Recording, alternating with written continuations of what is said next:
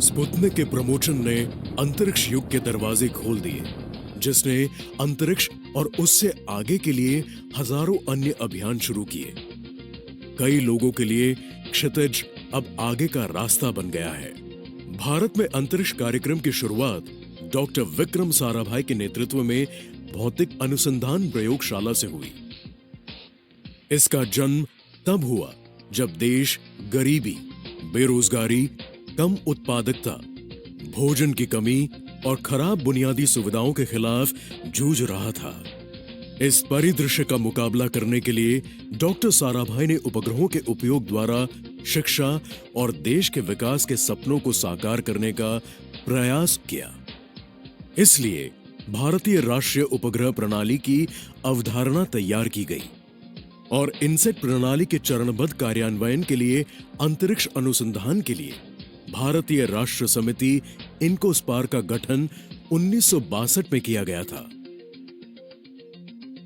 Doctor Sarabhai जानते थे कि उपग्रह प्रणाली तैयार करने के लिए उपग्रह प्रमोशन प्रौद्योगिकी भी विकसित करना अनिवार्य है। इसलिए इसरो की पहली परियोजना के अंतर्गत थुम्बा रॉकेट लॉन्चिंग स्टेशन टर्ल्स की स्थापना की गई। एक तैयार भवन की अनुपस्थिति के कारण डॉक्टर साराभाई ने एक छोटे से समुदाय को चर्च भवन को सुविधा केंद्र के रूप में उपयोग करने की अनुमति देने के लिए मना सके। भारतीय अंतरिक्ष कार्यक्रम तब शुरू हुआ जब ऊपरी वायुमंडल का अध्ययन करने के लिए इस सुविधा से पहला साउंडिंग रॉकेट नाइकी अपाचे प्रमोशित किया गया। रॉकेट और उपग्रहों के लिए प्रौद्योगिकी विकसित करने के लिए 1965 में अंतरिक्ष विज्ञान और प्रौद्योगिकी केंद्र SSTC की स्थापना तुम्बा के पास वेली में की गई। भारत का पहला स्वदेशी साउंडिंग रॉकेट रोहिणी 75 20 नवंबर 1967 को तुम्बा से प्रमोशित किया गया। पहला प्रायोगिक उपचार संचार अर्थ स्टेशन ESCS भारतीय तथा अंतर्राष्ट्रीय वैज्ञानिकों और इंजीनियरों के लिए परीक्षण केंद्र के रूप में स्थापित किया गया। 1969 में भारतीय अंतरिक्ष अनुसंधान संगठन इसरो का गठन किया गया था। उपग्रह के माध्यम से विकास और शिक्षा के प्रसार के लिए भारत की पहली संचार उपग्रह प्रणाली ने टीवी कार्यक्रम कृषि दर्शन शुरू किया। एक ऐसा कार्यक्रम जिसने किसानों को फसल की उपज बढ़ाने की जानकारी दी। ग्रामीण आबादी के लिए शैक्षिक और विकासात्मक टेलीविजन कार्यक्रम के प्रसार में एक उपग्रह प्रणाली की प्रभावकारिता को साबित करने के लिए इसरो ने 1975 में महत्वाकांक्षी satellite instructional television experiment site की शुरुआत की, जिसमें भारत के 2400 रिमोट विलेजेस को शामिल किया गया। साइट दुनिया का सबसे बड़ा टेक्नो सोसाइटल प्रयोग बन गया। साइट से सीख लेकर एक कदम आगे बढ़ते हुए इसरो ने 1984 में खेड़ा ग्राम संचार परियोजना पर काम किया, जो अंतरिक्ष आधारित विकास संचार प्रयोगशाला साबित हुई। फिर आया वो वक्त जिसका देश को इंतजार था। पहला भारतीय अंतरिक्ष यान आर्यभट्टा इसरो की एक युवा टीम द्वारा विकसित किया गया था, जिसने भारतीय अंतरिक्ष कार्यक्रमों को वे सभी पंख और जोश दिए जिनकी वास्तव में आवश्यकता थी। इसके बाद इसरो ने अपनी उन्नति के लिए अंतरिक्ष प्रौद्योगिकी का उपयोग करना जारी रखा। इसरो ने भारत के पहले प्रायोगिक भू-स्थिर संचार उपग्रह एप्पल को परिभाषित करना शुरू किया। पहला इनसैट 1982 में प्रमोशित किया गया। संयोगवश उस समय एशियाई खेल भी चल रहे थे। 1992-99 के बीच इसरो ने दूसरी पीढ़ी के इनसैट उपग्रहों का विकास शुरू किया, जिसमें C, विस्तृत C, KU और S बैंड ट्रांसपॉन्डर का संयोजन था। इसरो ने 2002 में मौसम संबंधी कल्पना 1 का भी प्रमोशन किया, जिसके बाद इनसैट 3D और 3DR का भी प्रमोशन किया, जो संचार उपग्रहों में विश्व स्तरीय श्रृंखला माने जाते हैं। इन वर्षों में इसरो ने प्रायोगिक चरण, विकास चरण और परिचालन सेवाओं को सफलतापूर्वक पारित किया है और अब संचार, मौसम विज्ञान, सुदूर संवेदन, अंतरिक्ष और गहरे अंतरिक्ष विज्ञान और नेविगेशन उपग्रहों को सफलतापूर्वक स्थापित किया है। राष्ट्र के लिए परिचालन उपग्रह आधारित प्रणाली की स्थापना भारतीय अंतरिक्ष अनुसंधान की प्रमुख उपलब्धियों में से एक है। एड्यूसैट चंद्रयान 1 भारत का पहला मिशन चंद्रमा के लिए, मार्स ऑर्बिटर मिशन भारत का पहला इंटरप्लैनेटरी मिशन, एस्ट्रोसैट भारत का पहला स्पेस ऑब्जर्वेटरी मिशन, स्वदेशी navigation constellation, high throughput satellite, तीसरी पीढ़ी के कार्टोसैट उपग्रह जैसी कुछ जटिल और चुनौतीपूर्ण मिशन है जिन्हें इसरो ने साकार किया है। दूसरी ओर उपग्रह का द्रव्यमान 37 किलोग्राम रोहिणी उपग्रह से बढ़कर 6 टन वर्ग जीसैट 11 उपग्रह हो गया है। ऑन बोर्ड शक्ति 40 वॉट से लगभग 15 से 20 किलोवाट तक, जीबीपीएस तक की डेटा दरें, बेहतर नियंत्रण और पॉइंटिंग सटीकता और मिशन जीवन कुछ महीनों से बढ़कर 15 से 20 वर्ष तक हो गई है। प्रायोगिक चरण के दौरान एक रूढ़िवादी इंजीनियरिंग का पालन किया गया, लेकिन आज उपग्रह का संचालन एकल मॉडल पर आधारित है जो बस अवधारणा पर आधारित है। ऑन ऑर्बिट संचालन क्षमता की कुछ आसान ऑन ऑफ कमांड से ज्यादा जटिल हो गई है। अब उपग्रह के पास टाइम टैग्ड और समूहीकृत आदेश भी होते हैं जो जटिल से जटिल मैनूवर्स को भी बड़ी कुशलता से निभा लेते हैं। साथ ही स्पेसक्राफ्ट ऑटोनॉमी उपग्रहों को प्राप्त है।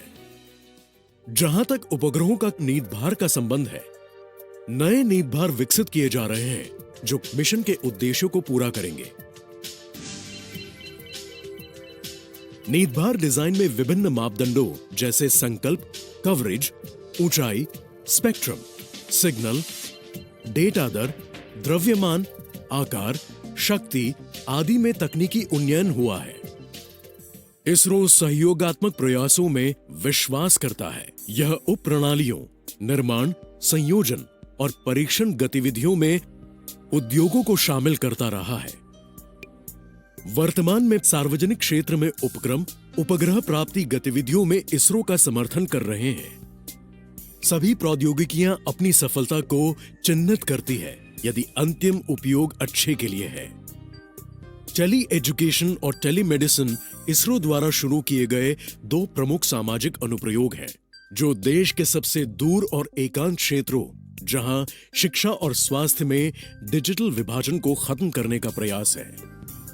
कई अन्य प्रयोग आज इन संचार उपग्रहों के माध्यम से समर्थित है। डायरेक्ट टू होम टेलीविजन सबसे ज्यादा दिखाई देता है। इसके जरिए टीवी ने सचमुच एक आम आदमी के घर में प्रवेश कर लिया है। लंबे समय तक संचालन के लिए अन्य देशों को आईआरएस डेटा प्राप्त करने में सक्षम बनाने के लिए पूरी दुनिया में नए भूकेंद्र स्थापित किए गए। आईआरएस श्रृंखला ने भूमि उपयोग, मानचित्रण, समुद्र विज्ञान और जलवायु के क्षेत्र में अनुप्रयोगों में सुधार के लिए उपग्रहों की विषयगत श्रृंखला का मार्ग प्रशस्त किया। इन वर्षों में इसरो ने दृश्यमान, शॉर्ट वेव इंफ्रारेड और विजिबल नियर इंफ्रारेड क्षेत्रों में विभिन्न प्रकार के संवेदक विकसित करने की कला को सिद्ध किया है। यह सिस्टम अंतरिक्ष आधारित पृथ्वी अवलोकन डेटा विभिन्न स्पेक्ट्रल बैंड्स, स्पेशल रेजोल्यूशंस और स्वॉट्स में प्रदान करता है। यह सिस्टम फसल उत्पादन का अनुमान, संभावित मछली पकड़ने के क्षेत्र, शहरी नियोजन, आपदा प्रबंधन और कई अन्य अनुप्रयोगों पर डेटा प्रदान करता है। इसरो ने श्रीहरिकोटा द्वीप का चयन किया क्योंकि यह भूतुल्यकालिक और ध्रुवीय उपग्रह मिशन के लिए उपयुक्त पाया गया था। यह स्थान अक्टूबर 1971 में भारतीय अंतरिक्ष कार्यक्रमों के लिए एक स्पेस पोर्ट के रूप में परिचालित किया गया था। आज इसे अंतरिक्ष मिशनों के लिए सबसे अच्छे स्थानों में से एक माना जाता है। भारतीय अंतरिक्ष कार्यक्रम की यात्रा में एक प्रमुख मील का पत्थर 1980 में स्वदेशी प्रक्षेपण यान SLV-3 की पहली सफल उड़ान के साथ हासिल किया गया था, जिसमें 40 किलोग्राम पेलोड को पृथ्वी के निम्न भूकक्ष में स्थापित करने की क्षमता थी। इस सफलता के साथ समग्र वाहन डिजाइन, सामग्री, निर्माण, प्रणोदन, शक्ति, एवियोनिक्स, वाहन एकीकरण और प्रमोशन संचालन के लिए क्षमता लॉन्च करने के लिए आत्मनिर्भरता प्राप्त करने के लिए इसरो ने भारी GSLV मार्क II और मार्क III वाहनों को विकसित किया। 2001 में GSLV रॉकेट की प्रारंभिक कुछ उड़ानें रूसी क्रायोजेनिक चरण में सुसज्जित थी। केंद्रित प्रयासों के परिणाम स्वरूप इसरो ने C-12 क्रायोजेनिक ऊपरी चरण को विकसित करने में सफलता अर्जित की और स्वदेशी क्रायोजेनिक चरण के साथ GSLV मार्क II की पहली सफल उड़ान जनवरी 2014 में हुई, जब GSLV D5 ने GSAT-14 उपग्रहों को प्रमोचित किया। GSLV अब एक प्रचालनशील यान है जो 2 टन वर्ग के उपग्रहों को भूस्थिर स्थानांतरण कक्षा में प्रमोचित करने में सक्षम है।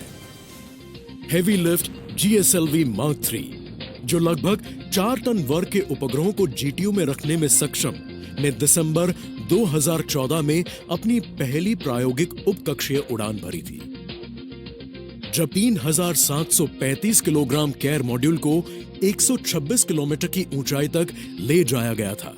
मॉड्यूल बाद में सुरक्षित रूप से अंडमान सागर के ऊपर उतरा और सफलतापूर्वक बरामद किया गया। GSLV मार्क III D1 स्वदेशी C-25 क्रायोजेनिक ऊपरी चरण के साथ GSLV मार्क III की पहली विकास उड़ान जून 2017 में हुई। यान द्वारा 3136 किलोग्राम GSAT-19 अंतरिक्ष यान को GTO में सफलतापूर्वक प्रमोचित किया गया।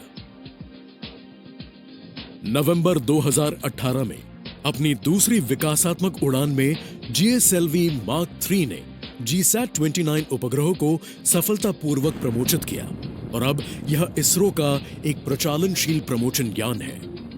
प्रगति के इस सफर में इसरो ने हमेशा डॉक्टर साराभाई के वह शब्दों को दायरे में रखा, जिनका मतलब था, एक बार जब हम खुद को अपने सामाजिक मुद्दों से निपटने में सहज पाते हैं, हम अंतरिक्ष प्रौद्योगिकी के साथ प्रयोग कर सकते हैं, सीमाओं से परे का पता लगाने के लिए। मानवता 13 साल पूर्व 2008 में इसरो ने चंद्रयान-1 को सफलतापूर्वक प्रमोचित किया था।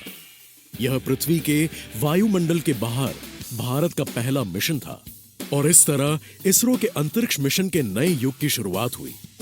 चंद्रयान-1 में Bharat, America, Britain, Germany, Sweden और बुल्गारिया में निर्मित 11 नींव भार थे। चंद्रयान-1 ने चंद्र जल योजना और ध्रुवीय क्षेत्र की ओर उसकी बढ़ती हुई प्रचुरता की खोज की और चंद्र वातावरण में अन्य आणविक पदार्थों के साथ पानी के अणुओं की संभावित उपस्थिति का संकेत दिया। जब प्रोब चंद्रमा पर उतरा, तब इसरो भारतीय राष्ट्रीय ध्वज को चंद्र सतह पर फहरा सका। मार्स ऑर्बिटर मिशन को 2013 में प्रक्षेपित किया गया और इसने मंगल की कक्षा में 7 साल पूरे कर लिए हैं। इसमें 5 विज्ञान पेलोड है जो सभी भारत में निर्मित है। मिशन ने मंगल ग्रह का वैश्विक अल्बेडो मानचित्र तैयार किया है। डेटा सेट का उपयोग सतह, वायुमंडल, ध्रुव और मंगल की चंद्रमा, फोबोस और डीमोस के अध्ययन के लिए भी किया गया था। एस्ट्रोसैट को 2015 में प्रक्षेपित किया गया और इसने कक्षा में 6 साल पूरे किए हैं। एस्ट्रोसैट में 5 विज्ञान पेलोड है जो सभी भारत में निर्मित है। यह एक ही मंच से एक साथ कई तरंग दैर्ध्य में अध्ययन करने वाला भारत का पहला खगोलीय उद्यम है। इसने गामा रे बर्स्ट का अवलोकन किया और पृथ्वी से 9.3 बिलियन प्रकाश वर्ष दूर AUDFS O1 नामक एक आकाशगंगा से अत्यधिक यूवी प्रकाश का भी पता लगाया। इसने एक आकाशगंगा समूह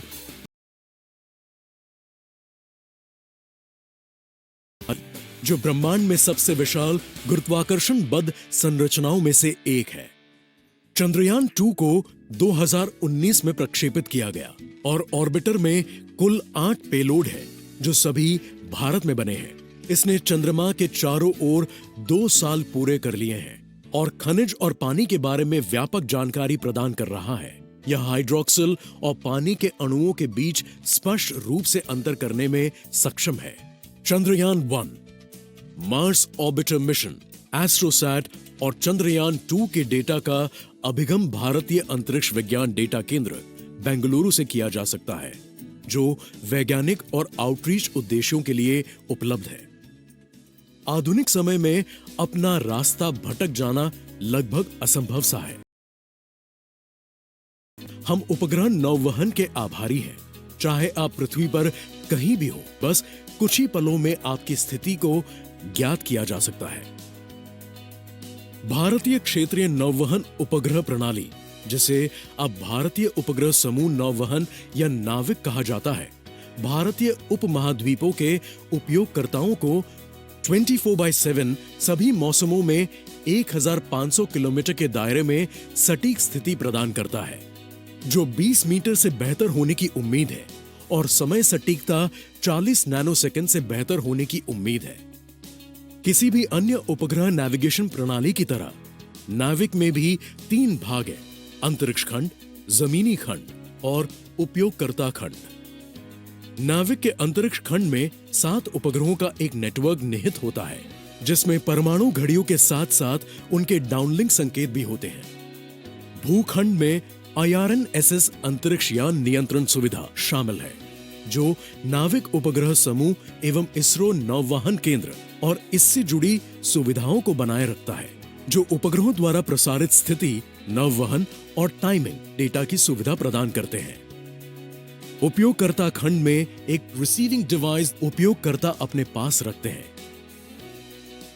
इन तीनों का संयोजन पृथ्वी पर किसी व्यक्ति की सटीक पृथ्वी या वायुमंडल में गतिमान वस्तु के बारे में जानकारी प्राप्त करने में मदद करेगा। MCF, ISTRAC, शार जैसे सभी इसरो नेटवर्क अब नेटवर्क समय तुल्यकालन, उपग्रह प्रक्षेपण और अनुवर्तन प्रचालन के लिए नाविक अभिग्रहियों का उपयोग करते हैं। पावर ग्रिड नियंत्रण, अनुप्रयोग के मापन और मॉनिटरिंग के लिए अब 5 राष्ट्रीय पावर ग्रिड स्थल नाविक अभिग्राही के साथ संस्था।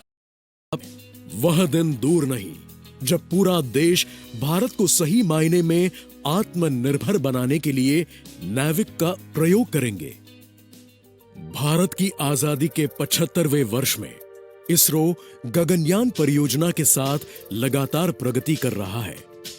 इस परियोजना में भारतीयों को अंतरिक्ष में भेजने की योजना है, जहां वे 5 दिनों तक रहेंगे, प्रयोग करेंगे, सुरक्षित रूप से पृथ्वी पर वापस आ जाएंगे।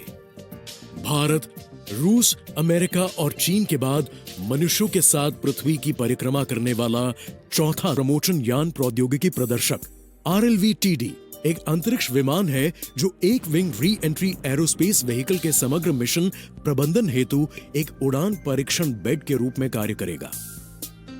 RLV-TD नामक यह तकनीकी चमत्कार पूरी तरह से रीयूजेबल भारतीय अंतरिक्ष परिवहन प्रणालियों का उपयोग करके अंतरिक्ष तक कम लागत की पहुंच के लिए नए मोर्चे और रास्ते खोलेगा।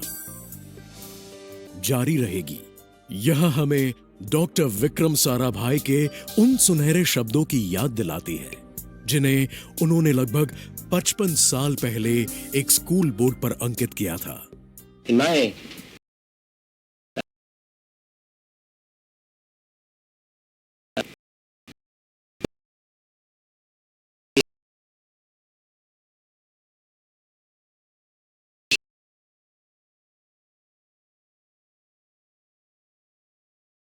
all the rest that we have been talking about.